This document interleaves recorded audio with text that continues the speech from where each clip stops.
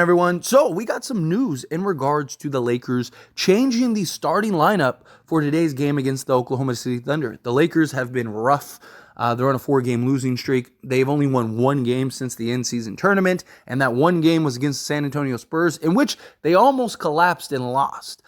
So there was a lot of talk of like, hey, the Lakers need to change something up here. Obviously, the starting unit is not playing up to par. D'Lo has not been great. What is going to happen, right? Made a video earlier today, deep dive into just changing the starting unit, stuff like that. Go check out that video if you haven't yet after this video. But I don't hate the idea of changing the starting lineup. And what they did is something that I have talked about heavily, and we're going to dive into it here. So what you see on the screen right now is the starting five that is going to play against Oklahoma City. I don't mind the starting five at all. There are some pros, there are some cons. You got LeBron James, who's going to operate as the point guard. He's probably still going to play the 4 spot, but he'll be the initiator that's running the offense to start the game. You got Taurean Prince, Cam Reddish, Jarred Vanderbilt, and Anthony Davis. You got size, you got versatility, you got switchability. You can basically switch 1 through 5 with all of these guys. Defensively, I think that this is going to be fantastic. Offensively, could be a bit of a problem. The Lakers are 7th in the league in defense. They are 26th in offense. So this lineup is very likely not going to help the offense. But something that I've talked about is, hey, you're probably not going to fix the offense with the pieces we have right now anyway, unless guys just magically start turning it around. So you might as well lean in defensively. You might as well lock down defensively, be the number 1 defensive team in the league, and then hope that that's enough to kind of hold off, and then you interject your offense throughout the course of the game and hopefully win the game. Look, I talked, even in the video I made earlier today, I talked about how I would love to see them go this type of lineup, but my concern is Darvin Ham and his adjustments and his long leash for players.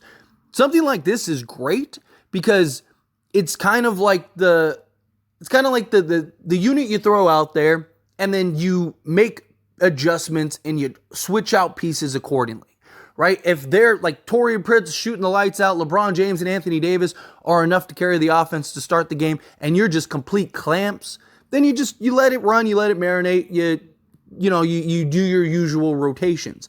But if for whatever reason this unit just is having an off night, maybe the defense is there, but they're not able to score enough. So it's like, okay, we need to inject some offense, right? You have to be able to really gauge and make proper adjustments and changes in this lineup.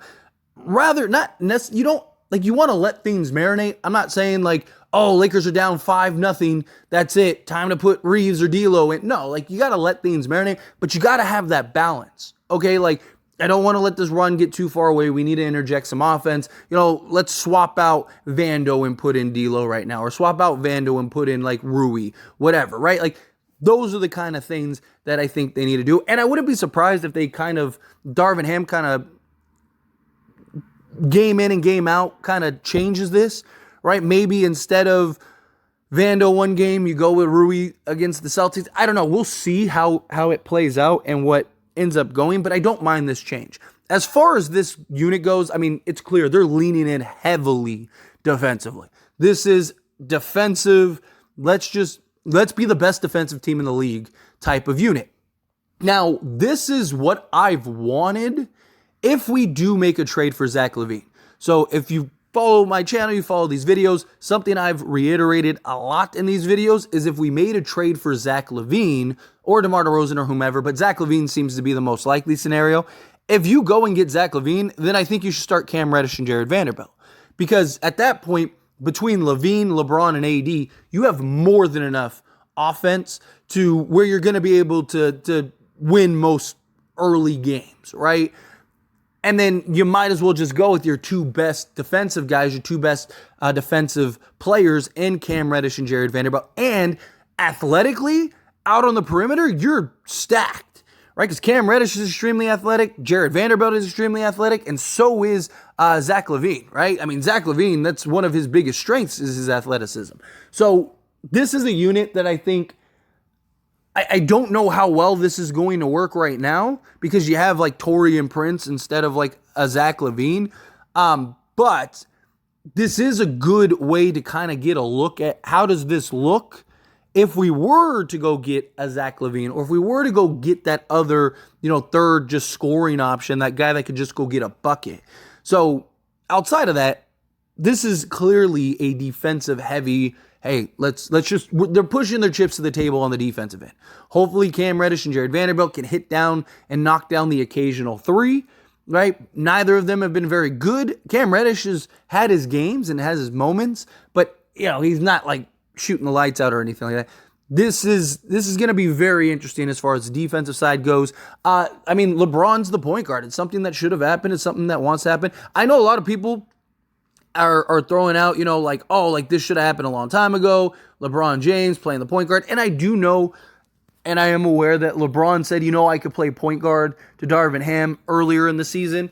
But you also got to keep in mind, LeBron James, after winning the championship, spent 3 years trying to do everything but play the point guard position. Right? It's the reason why the Lakers got Dennis Schroeder the first time. And it's also the reason the Lakers traded for Russell Westbrook, because LeBron wanted to play off the ball more. LeBron didn't want to play point guard. He didn't mind playing it in spots. He didn't mind playing it in stretches. And even now, he doesn't mind playing it in stretches. He just doesn't want to have to play it the entirety of the game. The big concern is who's the initiator. Because is LeBron going to be basically playing the point guard role and just on offense bringing the ball up and then on defense playing the power forward? That could be a possibility. Or are they going to have, Taurean Prince or somebody bring the ball up, which is concerning because, if I'm the Thunder, I'm just ball pressuring whoever's bringing the ball up, right? I mean, you run the risk of generating a lot of turnovers. But if LeBron's willing to kind of, okay, hey, I'm going to start the game and I'm going to close the game at point guard, and then Reeves and D'Lo are kind of filling in the point guard the rest of the way, then fine. I think LeBron will definitely do that.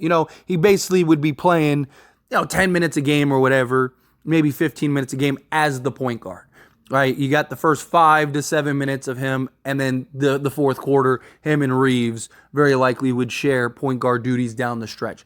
It's probably my guess is how this works out, which I'm totally fine with, and something that, if we were to trade for a Zach LaVine or anything like that, you need LeBron to play the point guard at that point, right? Because you don't have any other playmaker, trusted playmaker outside of LeBron if you do a trade, trading D'Angelo Russell. Austin Reeves, right, he has shown the ability to initiate, he's shown the ability to find the open man, but he's struggled badly with just ball pressure. He's not great as far as making plays for others. Rather, he's just, again, finding the open man, finding the cutter, things like that. But LeBron, if he's willing to say, all right, you know what, we just need to win, and I need to win a championship, so let's go, whatever I got to do, then that's good. Because if LeBron's willing to accept the point guard duties and willing to take over the point guard role, then that just opens up so many more possibilities as far as everything else goes, right? This puts a lot of pressure on Taurean Prince, though. Taurean Prince has shot the ball excellent. I mean, excellent. And now it just adds that much pressure for him. The Lakers are trusting him to continue his hot shooting. Because if he doesn't, if he cools off, then the Lakers could be a disaster. Because now you don't have any shooting in Jarred Vanderbilt and Cam Reddish, right? Anthony Davis is going to be down on the block. LeBron James, he's shot the three ball better, but he's no, Steph Curry, Klay Thompson, Buddy Hield, anything like that, right? Taurean Prince is your best shooter in that starting unit. And if he's having an off night, the Lakers could struggle mightily to score the basketball. Because teams and with this lineup are just going to pack the paint. Right? What you do is you just build a wall and you let Cam Reddish and you let Jarred Vanderbilt shoot threes. You glue one guy to Taurean Prince, and then you pack the paint. And if LeBron wants to take 10 threes, Jarred Vanderbilt and Cam Reddish want to take 10 threes, you let them. But you pack the paint, which makes it harder for AD to score. Something else you got to keep in mind. There's a lot of concerns. Taurean Prince is going to have to basically be the 42% three-point shooter he's been the last several games. If he's not, the Lakers could be, I'm telling you, the this could be really bad because, again, you have no scoring outside of LeBron James and Anthony Davis. And if teams pack the paint, now Anthony Davis is going 1-on-3 or 1-on-4, and then LeBron James doesn't have the driving lane, assuming teams defend this properly, right? I mean, there's always the possibility that teams just, they don't properly defend the Lakers the way that they should, but expect a lot of zone, expect a lot of paint packing from the defensive side. Like, if I was the coach of the opposing team, hey, if LeBron wants to take 10 threes and he goes 10 of 10 from 3, so be it. We'll live with it. Pack the paint. I want 4 guys basically building a wall at all times. Glue one guy to Taurean Prince. If Jarred Vanderbilt and Cam Reddish want to take 20 shots, fine, so be it. But as long as that unit's out there, there should be no interior buckets. Everything should be on the outside. It's probably what's going to happen. But D'Lo and Reeves now, they come off the bench, right? Last year, they were excellent together. This year, not so much. A lot of that has just been the defensive side of things. They've really struggled defensively. It's going to be a real test. If this works, this could turn the Lakers season around. Because D'Lo, Reeves, so look at it like this. You're going to have D'Lo, Reeves, probably, Rui, Wood, and Hayes. That's probably the best bench in the entire league. Because you're talking about a starting level guy in D'Lo, a guy that should be starting in Reeves, but he's just so good off the bench for the Lakers, and the Lakers need it desperately. Rui Hachimura, we know, can cook and go get buckets. Christian Wood, right? And then Jackson Hayes for the size thing, which, I mean, maybe they don't play Hayes. I don't know. We'll see how it goes. But, I mean, okay, let's rephrase it. D'Lo and Reeves is the best backcourt duo in the league off the bench. I mean, as far as like point guard, shooting guard off the bench, again, this is a starting duo that were a big factor in us getting to the Western Conference, right? Offensively off the bench will probably be the best offensive bench unit in the league. If this, again, assuming this works. I don't hate this. Also, it's going to be interesting to see how does D'Lo respond coming off the bench. Reeves, I've talked about this. No matter what, you keep Reeves off the bench because he gives you the same, if not better, production off the bench as he does starting.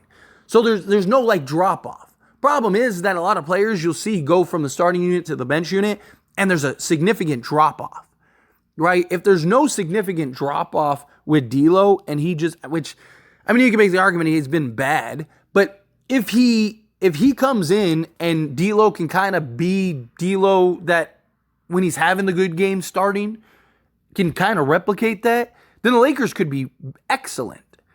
Because now you have D'Lo, Reeves, Rui. I mean, offensively, again, you have a ridiculous scoring punch off the bench. Defensively, like the defensive unit off the bench is not going to be great, but that's why you kind of sprinkle them in here and there, right? So you take out Reddish and you throw in D'Lo. You take out, Prince and you throw in Reeves. You take out AD, you throw in Hayes, right? Take out LeBron, you throw in Rui, right? And you just start swapping them out piece by piece rather than like in a wave. But also, I think that this is another big sign that the Lakers are going to move off of D'Lo. Like, it just, to me, this is kind of like, all right, we need to see how the other guys look in the starting unit outside of D'Lo. Because, 1, we need to win games. 2, we're probably going to trade D'Lo for Zach LaVine most likely. So it's like, how does this starting unit look? And then we just interject Reeves. Like, are we going with Prince and Vando? Are we going with Prince and Reddish? Are we going with Reddish and Vando? And just that other guy is just being swapped out with LaVine. It's kind of how I feel about this a little bit. I don't think that that's the entire reason. But I guarantee you, I shouldn't say guarantee because I don't know. I'm not in the front office, right? I'm not talking to Darvin Ham directly or anything. But I think it would be a safe bet that is part of it. Like, hey, we're probably trading D'Lo in a month. So let's see what we look like without D'Lo playing a significant role, right? just something to keep. Lastly, I mean, we'll see. We'll see how it goes. Time will tell how this looks, how the starting unit looks. I don't hate it. It's something that I've talked about. Just lean in defensively. I mean, I have videos on this channel. I have videos on the Lakers show where I just talked about, like, hey, the Lakers should really lean into, like, defense. Our offense has been terrible. I just don't see us magically turning the offense around. So you might as well lean in the defense and make the adjustments accordingly. I hope Darvin Ham can make the adjustments accordingly. I don't have a ton of faith in that, but we'll see. Time will tell. But anyway, as always, this is a discussion, so I pass a question on to you. Let me know your thoughts and opinions down in the comments below. What do you think? Do you think that this is the starting unit? Yes, this is the way to go. Do you think no, they should have went with somebody else? Do you like the idea of Reeves and D'Lo coming off the bench? Again, however you feel, whatever your thoughts are, love to hear it. Let me know down in the comments below.